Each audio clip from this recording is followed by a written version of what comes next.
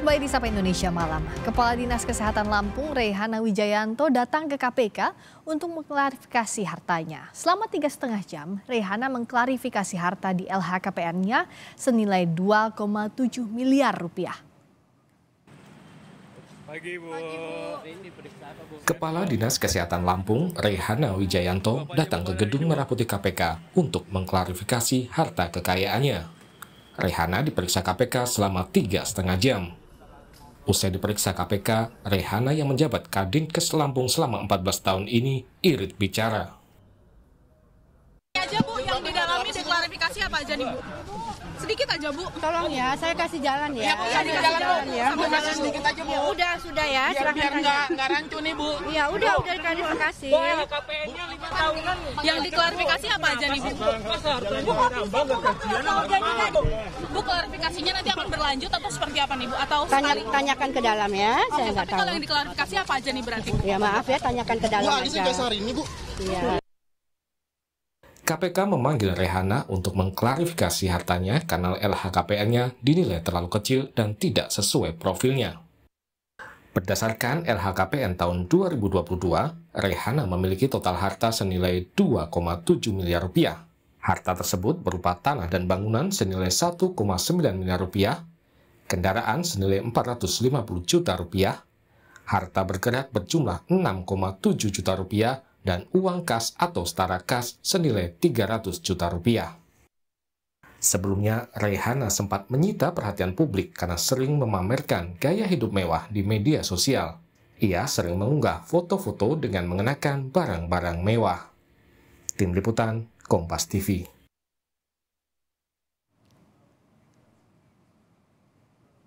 Satu lagi, pejabat pemerintah daerah harus mengklarifikasi hartanya gara-gara flexing di media sosial.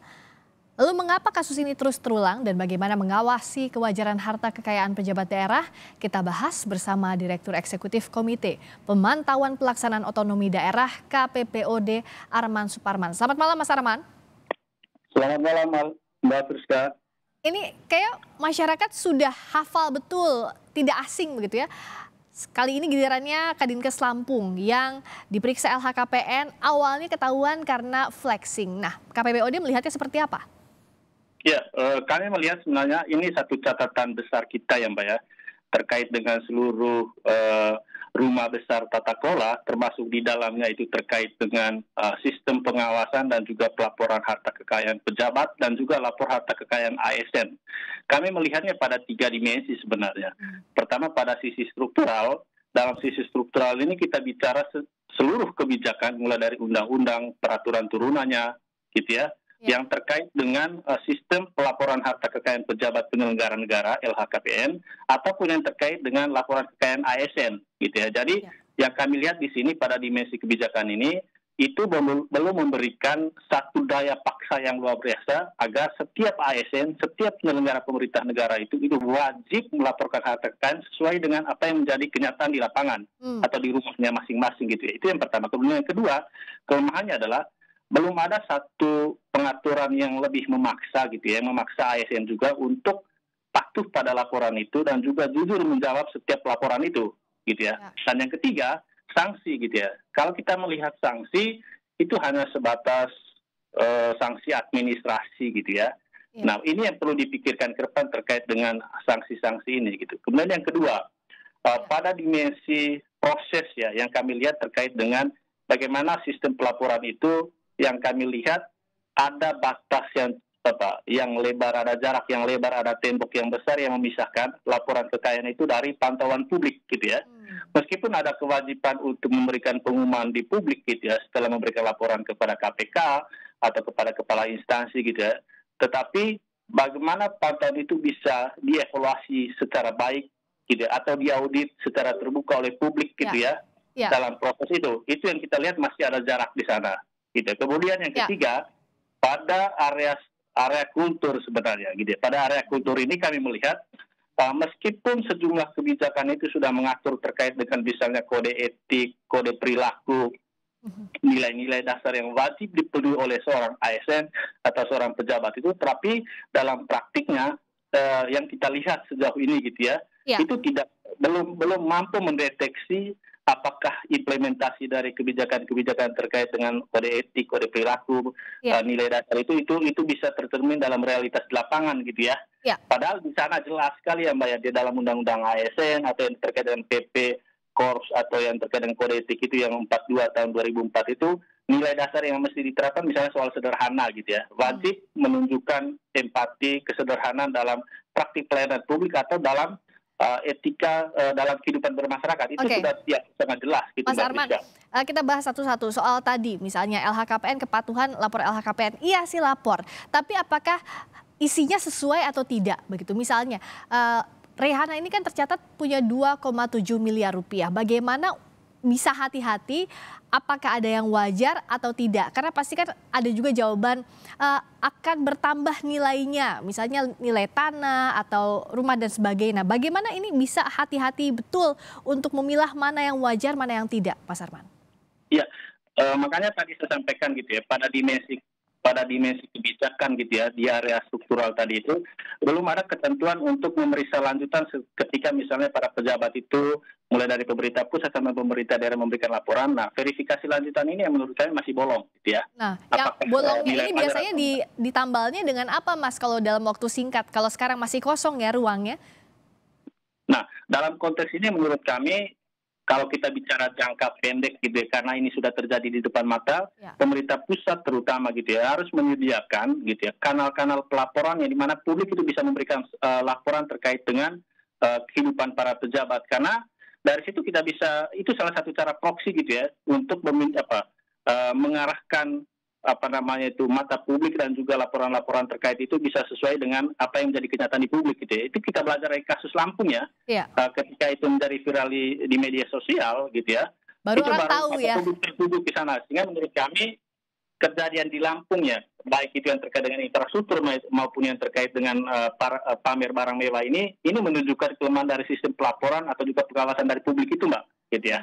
Itu yang mesti diperhatikan ke depan terkait dengan sistem pelaporan ini sebagai bagian turunan dari sistem besar terkait dengan pengawasan terhadap kinerja pelayanan publik gitu ya.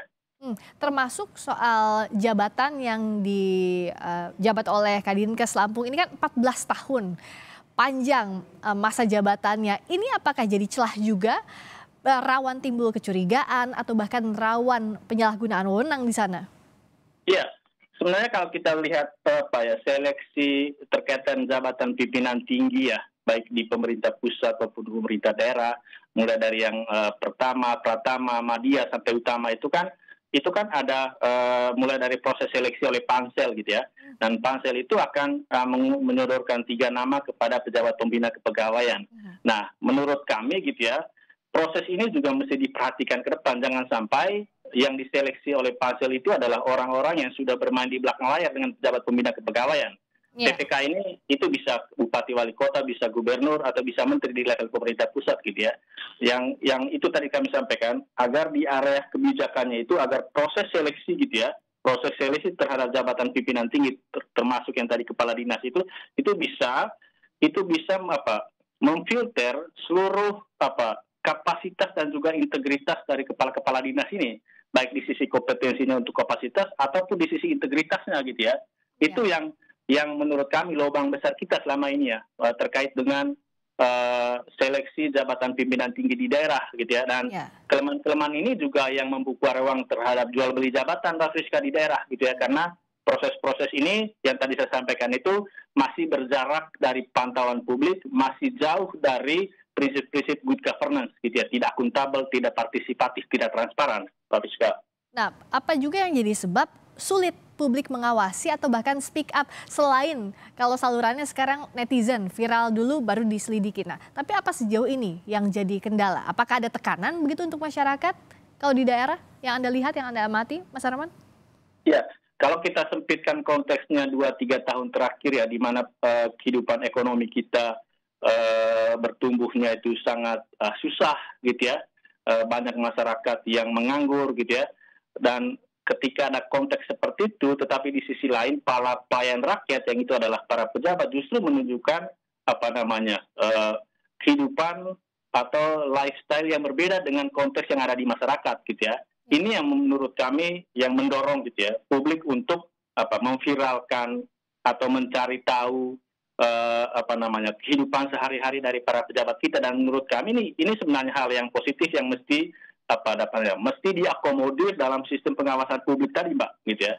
Padahal yang Mbak Friska, kalau kita lihat ya di pemerintah pusat dan pemerintah daerah itu punya sistem pelapor, sistem pengawasannya. Ada e-lapor di pemerintah pusat melalui sistem SP4 lapor itu, gitu ya, yang diampu oleh Kemenpan RB, Ombudsman, KSP, gitu ya, dan kementerian-kementerian lain terkait. Dan di daerah pun sebenarnya punya sistemnya masing-masing. Misalnya di Jakarta itu punya Zaki ya, gitu ya, atau beberapa sistem-sistem lain yang di daerah. Tetapi pertanyaannya adalah ketika banyak sistem ini muncul gitu, baik di pemerintah pusat maupun di pemerintah daerah, tapi kok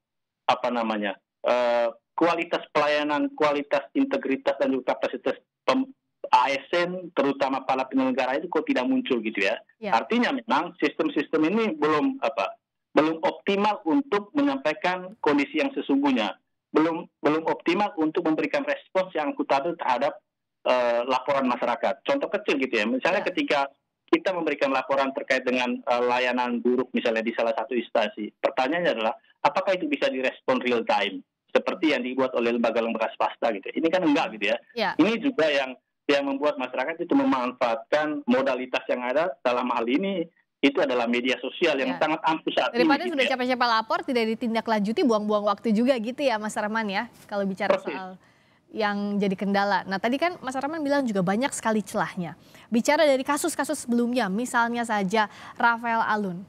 Di tengah banyaknya ruang kosong, apakah pada akhirnya selama sistem belum diperbaiki, kalau ada kasus pidananya baru bisa ditindaklanjuti? Kalau tidak ya sudah menguap begitu saja. Proses itu yang tadi saya sampaikan Mbak Friska, kalau kita lihat di kebijakan itu kan masih mengatur terkait dengan sanksi administrasi ya. Nah ini kelemahan yang besar gitu ya dalam sistem punishment atau reward gitu ya. Yang kita dorong ke depan itu perlu memberikan sanksi yang menimbulkan efek jerat tidak hanya untuk si yang bersangkutan, tetapi juga untuk konteks besar dalam birokrasi gitu ya, untuk seluruh birokrat gitu ya. Di segala tingkat dari administrasi, struktural ataupun fungsional. Itu yang pertama. Kemudian yang kedua, sebenarnya kan di internal birokrasi itu punya APIP gitu ya, punya inspektorat. Dan dari kacamata kami ketika ada persoalan seperti ini juga kelemahan besar dalam desain sistem pengawasan internal yang dilaksanakan oleh inspektorat gitu ya. Padahal dia melakukan fungsi pengawasan di sisi internalnya gitu ya. Salah satu kelemahan adalah dalam konteks daerah gitu ya, kita lihat APIP atau inspektorat itu kan bagian dari organisasi perangkat daerah OPD, dan itu berada di bawah kepala daerah. Bagaimana mungkin dia memberikan pengawasan terhadap kinerja bupati, wali kota, gubernur atau kepala dinas yang lain, sementara di sisi lain dia berada di posisi yang di bawah, bagian posisinya berada di bawah kepala daerah atau sama dengan OPD-OPD yang lain. Gitu Mbak Friska. Nah, dan kalau bicara soal LHKPN tidak sesuai dengan apa yang semestinya di lapangan, apa yang menurut Mas Arman bisa dilakukan agar ada efek jerah? Selain tadi, kalau aturan kan regulasi, prosesnya tentu panjang ya Mas Arman. Tapi apakah ya satu-satunya adalah aduan masyarakat ini yang bisa dilakukan? Iya, untuk konteks jangka pendek memang kita mengandalkan gitu ya pelaporan dari sisi publik gitu ya. Untuk jangka pendek itu sangat ampuh gitu. Tetapi di sisi lain kita perlu memikirkan target jangka panjangnya, itu perlu menyasar kebijakan-kebijakan yang terkait dengan sistem pelaporan ini atau juga kebijakan lain yang terkait. Karena kalau kita bicara pengawasan pelayanan publik gitu ya, termasuk di dalamnya itu soal harta kekayaan, banyak kebijakan yang mesti dilihat sebenarnya terkait dengan undang-undang KPK, undang-undang pelayanan publik, kemudian undang-undang yang terkait dengan penyelenggara negara yang bebas KKN gitu ya, atau undang-undang ASN atau undang-undang PME dalam konteks daerah, atau beberapa undang-undang sektoral lainnya gitu ya. Yang mana menurut kami, dari catatan kami untuk beberapa undang-undang misalnya gitu ya, undang-undang Pemda tadi soal inspektorat itu masih lemah, atau undang-undang pelayanan yang lain misalnya undang-undang Cipta Kerja yang terkait dengan pelayanan perizinan berusaha masih memberi peluang kepada penyelenggara pemerintah di daerah gitu ya, kadis, kepala daerah untuk melakukan praktik-praktik rasuah gitu Mbak gitu ya. Itu yang menurut kami dalam konteks jangka panjang kita perlu melakukan mapping terhadap seluruh kebijakan strategis mulai dari undang-undang sampai regulasi turunannya itu agar tidak memberikan celah kepada penyelenggara negara gitu ya untuk melakukan praktik-praktik seperti itu. Nah, Gitu Mbak Friska.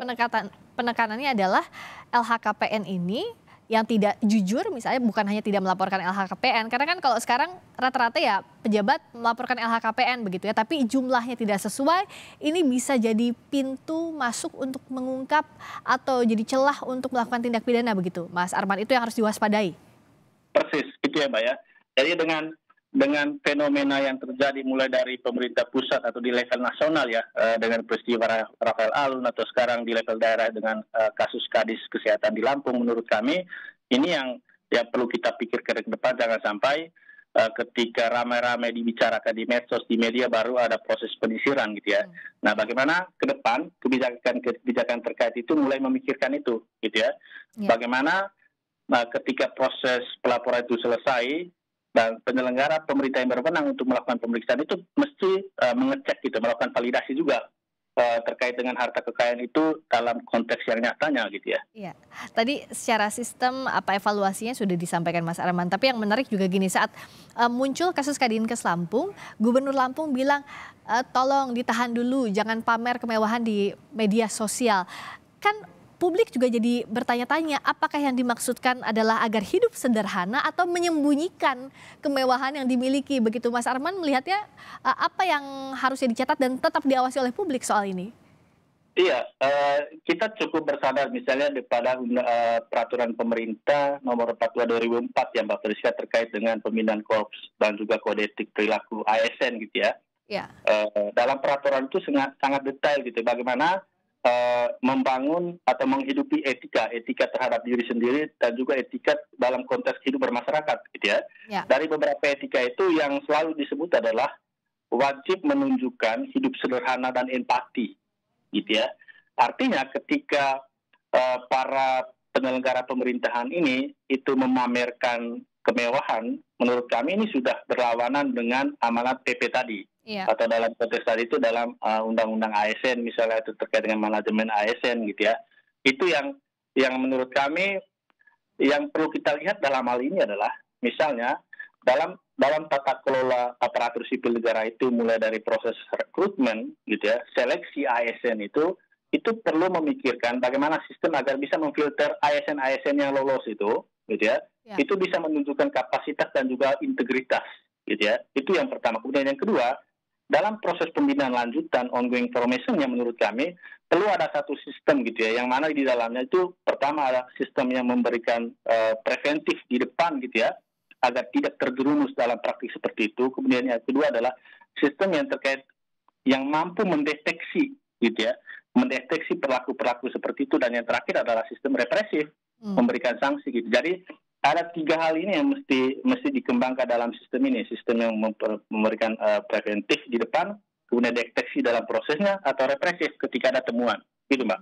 Dan jangan minta juga publik untuk mengkritisi gaya hidup yang masuk poin kultural tadi ya Mas Arman, karena itu resiko dari jabatan struktural yang dimiliki, begitu ya Mas Arman? Iya.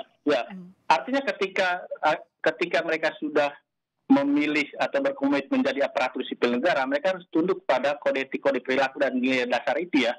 Itu yang pertama gitu. Kemudian yang kedua, dalam prosesnya sebagai pelayan publik, mereka juga harus menunjukkan itu gitu ya. Bahkan dalam konteks saat ini ada beberapa yang kita lihat gitu ya, yang masih resisten ketika ada publik atau masyarakat yang memviralkan atau memberikan laporan terkait dengan lifestyle dari para pejabat ini gitu ya. Karena itu mau tidak mau jadi konsekuensi, dan seperti yang disampaikan evaluasinya dari sisi regulasi untuk jangka panjangnya itu jangan juga dilupakan, jangan ada kasus ini saja selesai represif saat ini saja lalu menguap ya Mas Arman? Iya. Oke, itu yang jadi catatan, semoga ini jadi pintu masuk untuk berbenah semuanya, dan kita nantikan juga apa hasil klarifikasi LHKPN terhadap Kadinkes Lampung yang dilakukan oleh KPK hari ini. Terima kasih Direktur Eksekutif Komite Pemantauan Pelaksanaan Otonomi Daerah KPPOD Arman Suparman telah bergabung di Sapa Indonesia Malam. Selamat malam.